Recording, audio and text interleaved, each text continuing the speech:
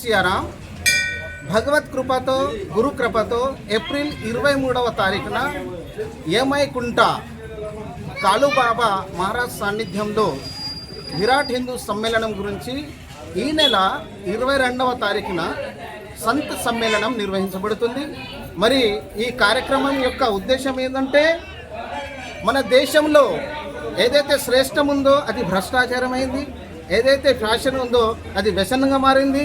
హిందూ బాంధవులకు ఏంటంటే మన భారతదేశాన్ని హిందూ దేశంగా ప్రకటించాలి, గోమాతను దేశమాతగా ప్రకటించాలి, మత మార్పిడిలు నిరోధించుటకు హిందూ బాంధవులకు చైతన్యపరచాలి, మతం మారిన వారు స్వధర్మం స్వీకరించులాగున ముమ్మర ప్రయత్నం చేయాలి. హిందూ దేవాలయాలను హిందువుల పర్యవేక్షణకై చట్టాన్ని తేవాలి.